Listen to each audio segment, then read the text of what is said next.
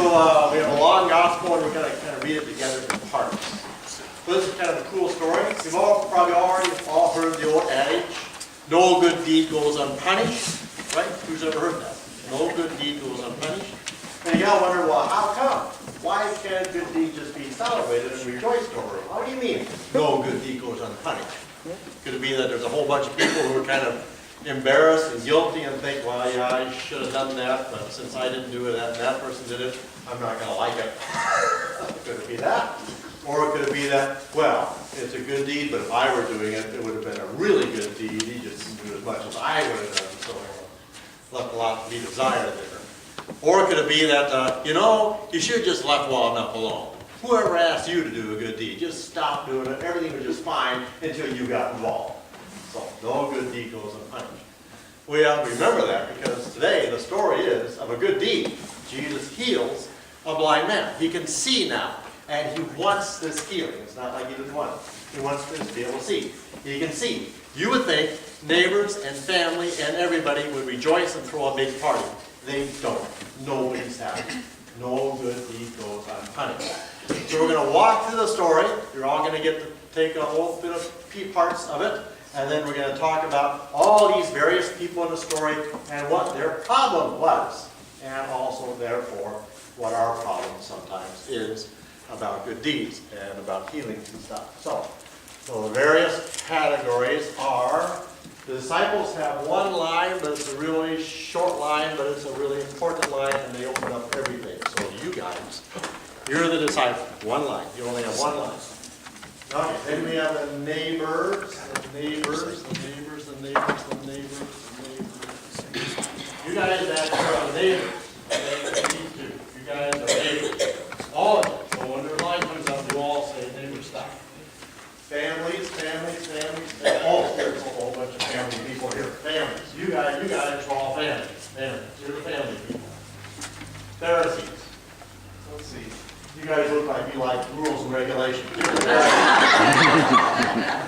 the Pharisees. Blind man, blind man, blind man, blind man. You guys are blind men. Here's the blind man. Okay? Jesus, who thinks they're holier than thou? Dan,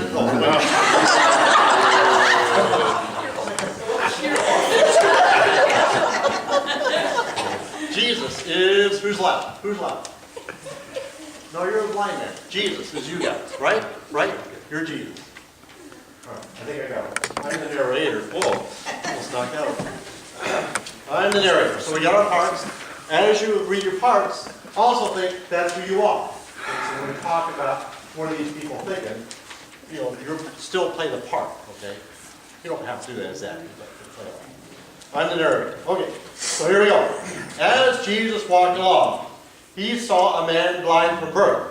His disciples asked him, Rabbi, who sinned, this man or his parents, that he was born blind? So Jesus answered, neither this man nor his parents sinned. He was born blind so that God's works might be revealed in him. We must work the works of him who sent me while it is day. Night is coming when no one can work. As long as I am the world, I am the light of the world. Now when he had said this, he spat on the ground, he made some mud with the saliva, and he spread the mud on the man's eyes, saying to him, Go wash in the pool of Siloam, which means sent. Then the blind man did go, and he washed, and he came back able to see. Now the neighbors and those who had seen him before as a beggar began to ask, is this not the man who used to sit and pray?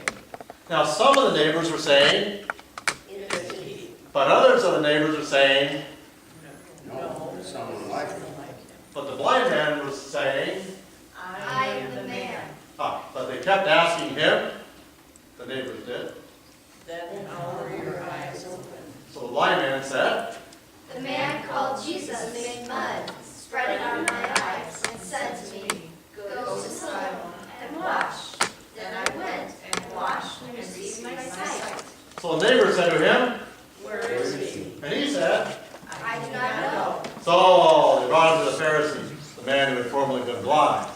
Now it was a Sabbath day when Jesus made the mud and opened his eyes. So the Pharisees also began to ask him how he received his sight. The blind man said to them, You put the mud on my eyes, Now, some of the Pharisees said, This man is not from God, for he does not observe the Sabbath. but other of the Pharisees said, How can a man who is a sinner perform such signs? and they were divided. So they said again to the blind man, What did you say about him? It was your eyes he opened. so the blind man said, He is a prophet. well, the Jews did not believe that he had been blind and had received the sight until they called the parents of the man who had received the sight.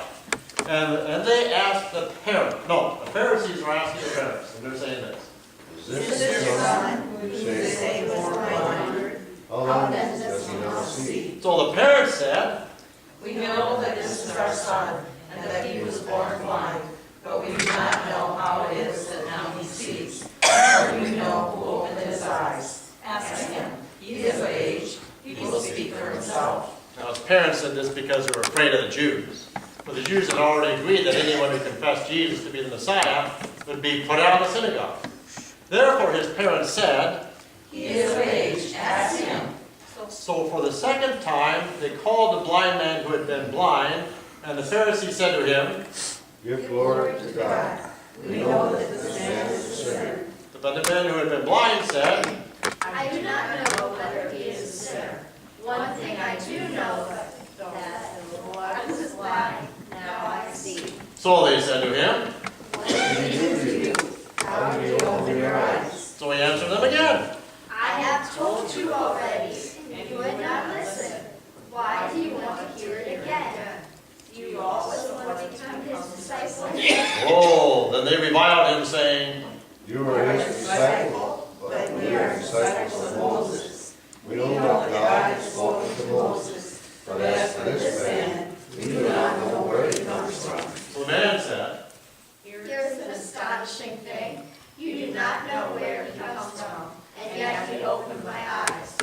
We know that God now listens to sinners, but he does listen to one who worships him and obeys his will. Never since the world began has it been heard that anyone opened the eyes of a person born blind. If this man were not from God, he could do nothing. whoops, they answered him, You were born entirely in sins, and are trying to teach us. so they drove him out. Now Jesus heard that they had driven him out, and when he found him, Jesus said, Do you believe in the Son of Man? he answered, And who is he, sir? Tell me so that I may believe him. so Jesus said to him, You have seen him, and the one speaking with you is he. so he said, Lord, I believe. and he worshipped him. Now Jesus said, I came into this world for judgment, so that those who do not see may see, and those who do see may become blind. now some of the Pharisees near him heard this, and they said to Jesus, Surely we are not blind, are we? and Jesus said to them, If you were blind, you would not have sinned. But now that you say, we see, your sin remains. okay, so that's the story. Now, try and think, why are these people not too terribly happy about this? And we'll kind of go from first to first. First we got the disciples.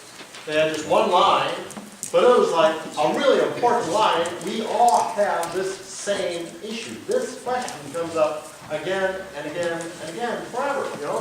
Who sinned? The man is born blind. Who sinned?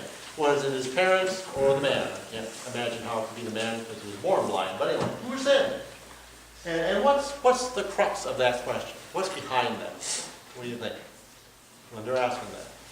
Because we all ask that same question. What's behind that question? This is a conversational circle. Who's to blame? Somebody has to be to blame. Someone's at fault. Somebody's at fault. And if God's in charge, right, if we believe God's responsible for everything, you know, then God had this boy be born blind, therefore somebody had to do something wrong, right? There had to be some sin, right? That's what they're asking. Who sinned, right?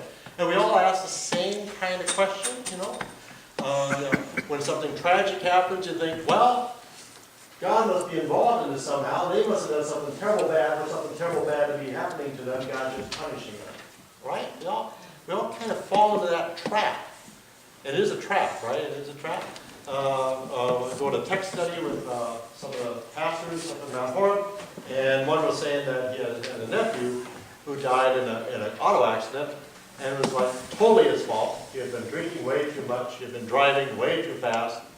There's no question that it was his fault, but during the visitation, somebody came to the mother trying to be passionate, of course, and caring, so she said, well, God must have planned this, it's all within God's plan, just trust God. And then the mother said, that is absolutely incorrect. God did not tell my son, drink too much tonight. God did not tell my son, now drive too fast when you're drunk, you know. God didn't do any of that. My son, it's all my son's responsibility. What God is doing for us now is picking us up and getting us back together, helping us through a week and a morning. That's what God is. So that's what her interpretation of that is. But the woman who came to the mother, that was, a lot of people have that. It must all be within God's plan. Even disasters, even bad things that happen to people must somehow fit. What do you think of that? Is that accurate? A lot of people get some comfort out of that, and I never take that away from a grieving people. If that's their first reaction is that this must be in God's plan, I don't say, well, that can't possibly be true. I don't want to, at that moment, I don't want to get in all sorts of theological arguments with people, because it's not helpful. But later on, a year later, 2 years later, when you think, well, I don't understand, why did my God let this happen? Then we can start talking, well, you really think, let's go through the situation again. So, but the disciples asked a question we all ask. Who's to blame? Somehow, God's or somehow somebody did something wrong, and so now this is the punishment of Holy One. That's the question. We all have that. We all fall into the disciples' trap every once in a while. So disciples have one question, but it's a big one. That's all the disciples say. That's pretty good. So now we get to the neighbors.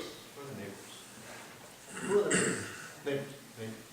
Over there. So neighbors, this boy was born blind. You've seen this boy all your life. He's been around. Now he's a young man. He's a beggar.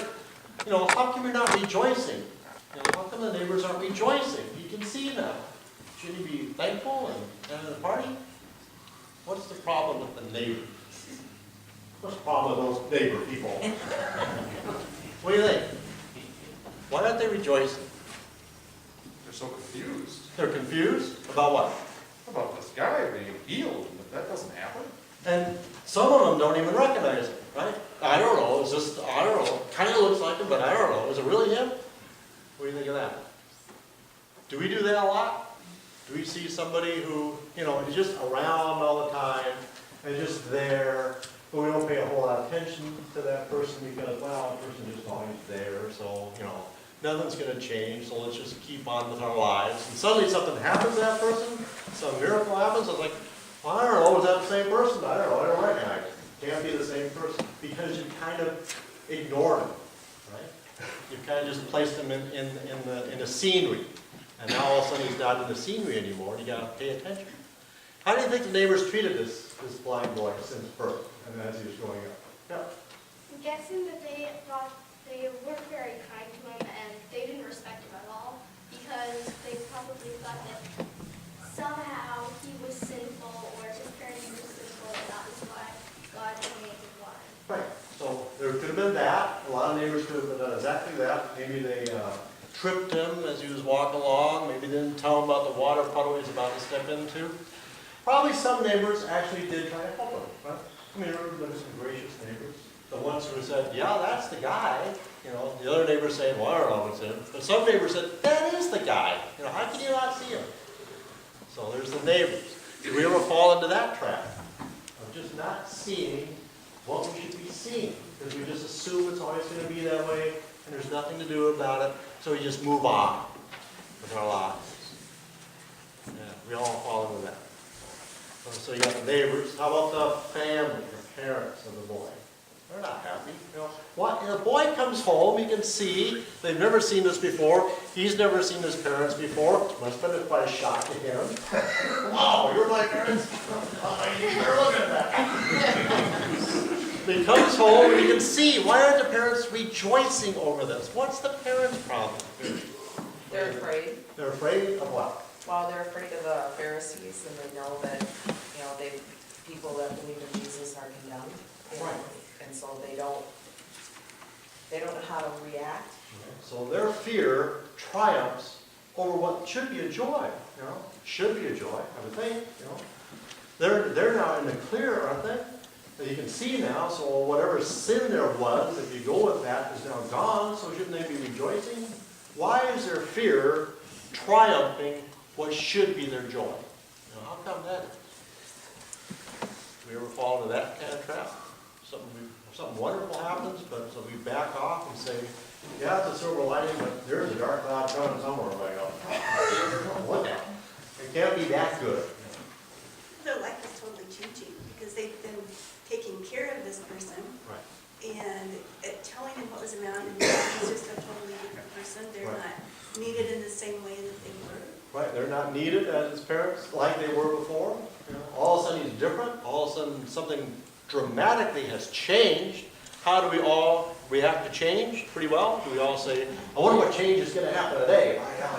Looking forward to the change today. Looking for my whole life to be transformed today. How many of us wake up in the morning saying, boy, God, what change you have for me today? Can hardly wait to see it. Not too many. So change could be it. So that's joy.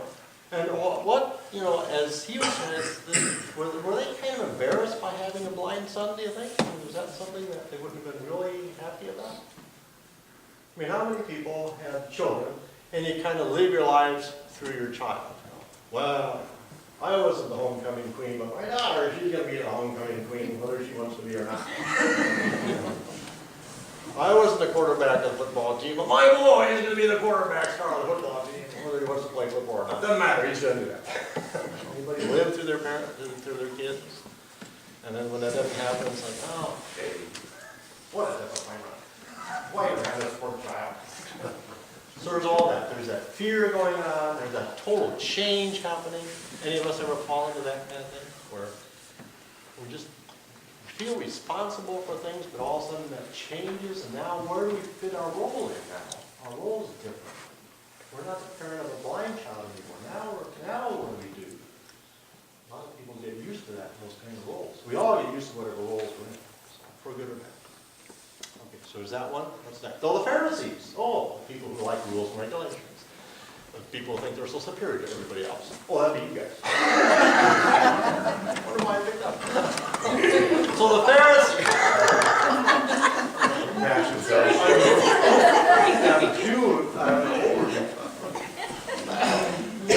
Compassion. For those of you who are not coming on Wednesday nights, there's 12 rules of compassion, and one rule is not to do what I just did.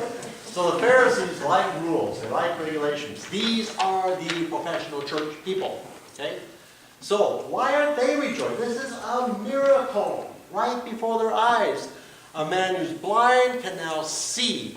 And glory be, it happens on the Sabbath day. On the Lord's day, the Lord has made this boy to see. Hallelujah is what they should be doing. Why aren't they happy? Pharisees. One, they're afraid of Jesus, because that's why they've got the rules that anybody that follows him is going to be kicked out of the synagogue. Because they're afraid of the following that they're having. Afraid of Jesus, he's the threat to their power, their authority. He goes against their religion. I mean, they're the ones in charge of the religion. What's this Jesus doing showing up, telling them about a whole new way of thinking, believing? Ridiculous. Should follow rules like everybody else. All right? Anything else on the Pharisees? Yes? They don't believe that Jesus could actually be the Son of God because he is working on the Sabbath. On the Sabbath. What's this big Sabbath stuff all about anyway? Well, you have to rest on the Sabbath You're day. supposed to rest, because God said, rest on the Sabbath, right? What did Jesus say one time? The Sabbath was made for man, man was not made for the Sabbath. Yeah, probably irritated a few people. A lot of things Jesus said probably irritated a few people. So there's the Pharisees. Okay, who's left? The man who was blind, who can now see. Now his reaction, he's the only one happy. He can see now, and boy, can he see. He can see in a whole lot of ways more than just physical sight. He sees everybody for exactly who they are. What do you think his reaction is to his neighbors? He's heard their voices all his life, and now he can see them. What's he think of these neighbors who don't seem to recognize him? What's his reaction to them?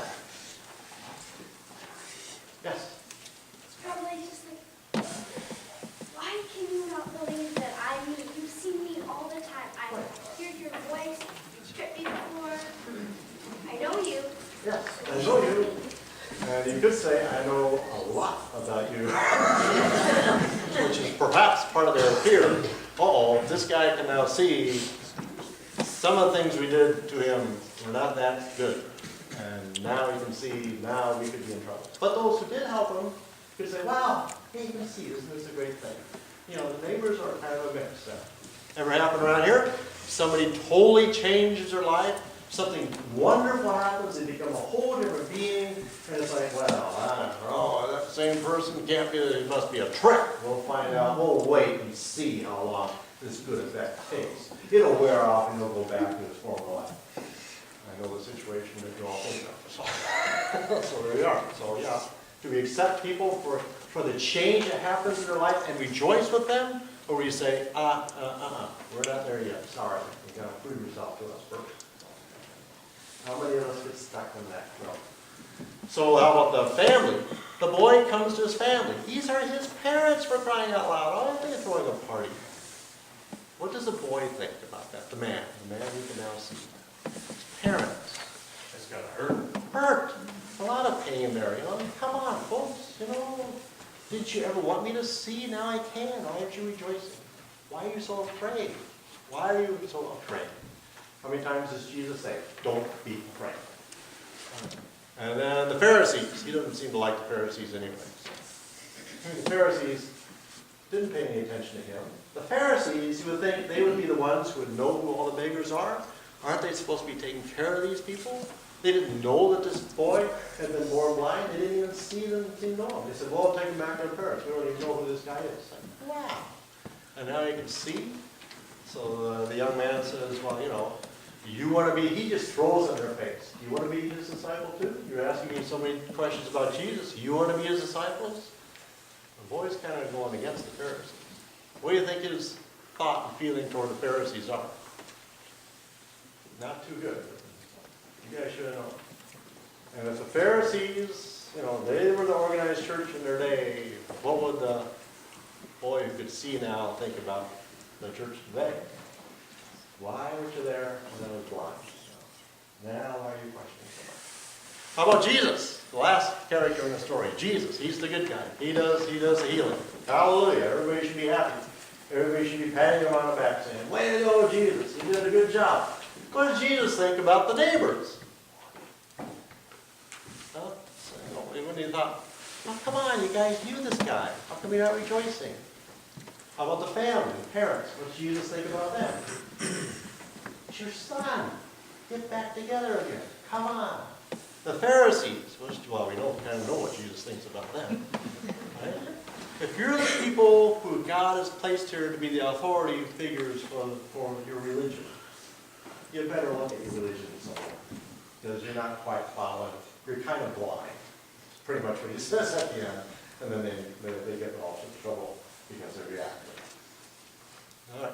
So, 2 questions. I'm going to leave you with 2 questions. One is, which one of those, well, part of one is this. Which character do you feel closest to? The neighbors, or the disciples, or the parents, or the Pharisees? I mean, which role is most attuned to who you are?